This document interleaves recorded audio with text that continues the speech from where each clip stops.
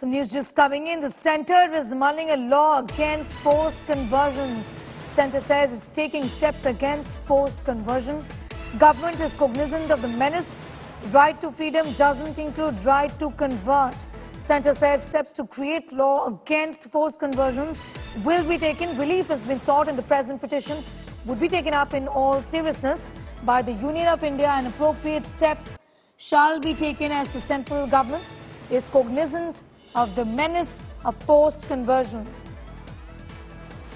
Anisha Mathur is getting us more details on that story. Talk to us, Anisha, about the context in which the centre has made its position clear on a possible anti-conversion law.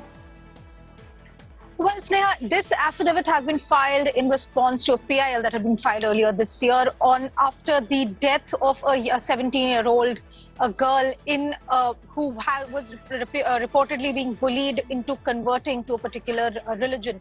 Now, the centre in its affidavit has pointed out that since public order is a state subject, 9 states in the country have already passed specific laws to ban forced conversions.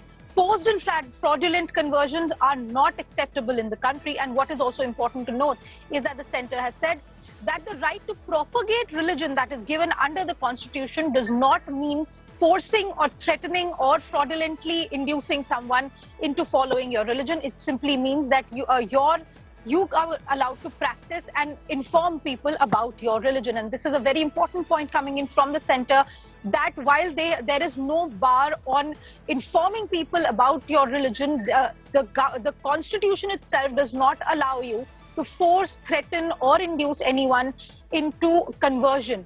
And that is why the centre has said that this is an issue that is being taken very seriously, that this is a menace that is being taken very seriously by the central government.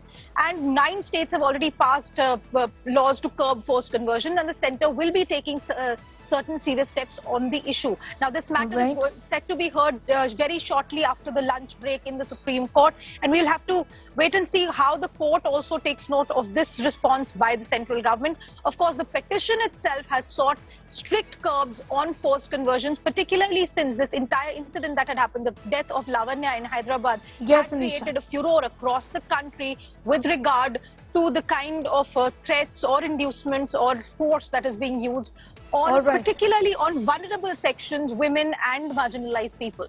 Back to you. Anisha Mathur, I'm thanking you for the moment for getting us up to speed with those developments.